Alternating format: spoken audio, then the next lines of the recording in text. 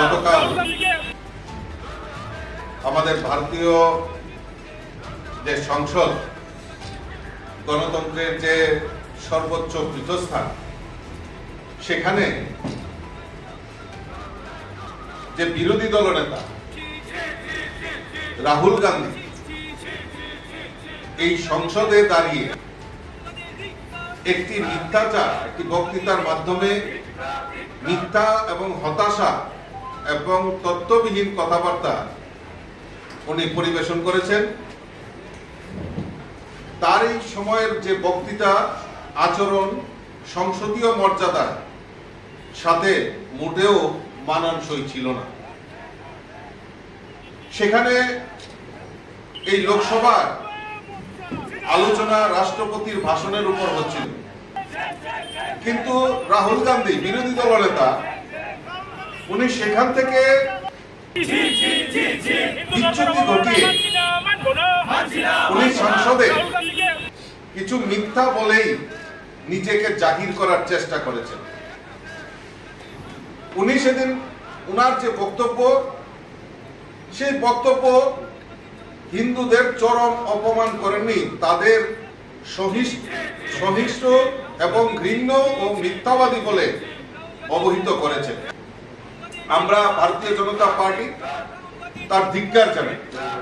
তার পাশাপাশি কংগ্রেসের যারা সিনিয়র নেতা, সিনিয়র লিডার রয়েছেন, তাদের কাছে আবেদন রাখবো যে রাহুল গান্ধীকে অন্তত পক্ষে এই সংসদীয় মর্যাদা যাতে উনি বজায় রাখেন, আচরণ বিধি যাতে ঠিক রাখেন, তার জন্য উনাকে শিক্ষা দেওয়া দরকার।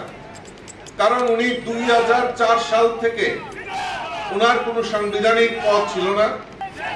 তখন উনি যে আচরণগুলি করতেন, নাটকীয় কায়দায় হোক বা হাস্যকর কায়দায় হোক, সেটা উনার স্বভাবে।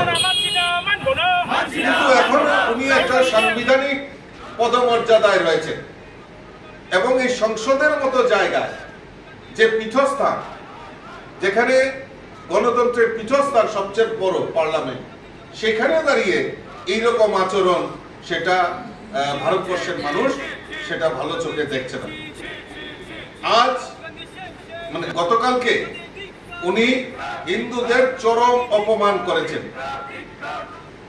এইভাবে হিন্দুদের অপমান করা কংগ্রেসের একটা পুরনো অভ্যাস রয়েছে। কংগ্রেস বরাবরই এই হিন্দুদের অপমান করে আসছে। তার প্রমাণ রয়েছে 2010 সালে এই সরকারের, কংগ্রেস সরকারের, ইউপিএ সরকারের তৎকালীন গৃহমন্ত্রী পি চিদম্বরম হিন্দুদের সন্ত্রাসবাদী বলেছিলেন। 2013 সালে প্রাক্তন গৃহমন্ত্রী সুশীল কুমার সিন্ধে হিন্দুদের সন্ত্রাসবাদী বলেছিলেন। এবং আমরা যদি দেখি 2021 সালে রাহুল গান্ধী বলেছিলেন যে হিন্দুত্ববাদীদের দেশ থেকে বের করে দেওয়া উচিত। আর আজ পুরো হিন্দুদের মিথ্যাবাদী সহিংস বলেছেন। রাহুল গান্ধী এই আগে বলেছেন যেসব ভক্তরা মন্দিরে যান তারা নাকি পথে ঘাটে মেয়েদের উত্ত্যক্ত করে। এইভাবে হিন্দুদের উপর আক্রমণ, সেটা ভারতীয় জনতা পার্টি সারা দেশব্যাপী মানুষের কাছে তাদের যে মনোভাব, সেটা তুলে ধরার জন্য আজকে আপনাদের সামনে এখানে আমরা সমবেত হয়েছি প্রেস কনফারেন্সের মাধ্যমে। উনি সংসদে আমাদের আরাধ্য দেব ভগবান শিব এবং গুরু নানকের ছবি প্রদর্শন করে সেখানে অপ্রাসঙ্গিক যে কথাগুলি উনি বলেছেন, সেগুলি আমরা তীব্র ধিক্কার জানাই। রাহুল গান্ধী অনেক দেবতার কথা উল্লেখ করেছেন, কিন্তু কেন তিনি লোকসভায় ঈশ্বরের নামে শপথ নেননি?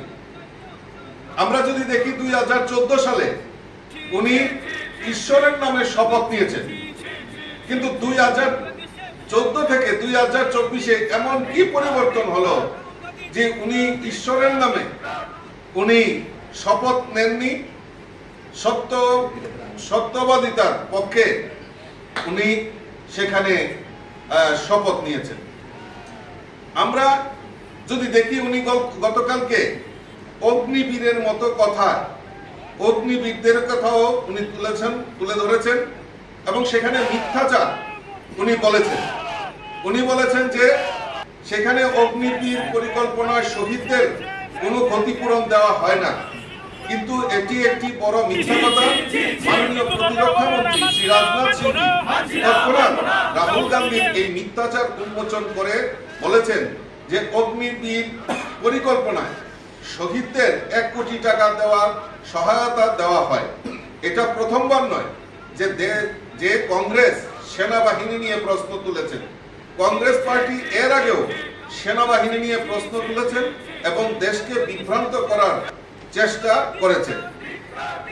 তাই আমরা আজকে দাবি রাখছি যে এই রাহুল গান্ধীকে এই অসাংবিধানিক চর্চার জন্য উনাকে সংসদে করজোড়ে ক্ষমা চাইতে হবে, নাইলে দেশব্যাপী ভারতীয় জনতা পার্টি তাদের যে বক্তব্য সেটা ভারতীয় জনতা পার্টি সমস্ত মানুষের কাছে পৌঁছে দেওয়ার ব্যবস্থা করে।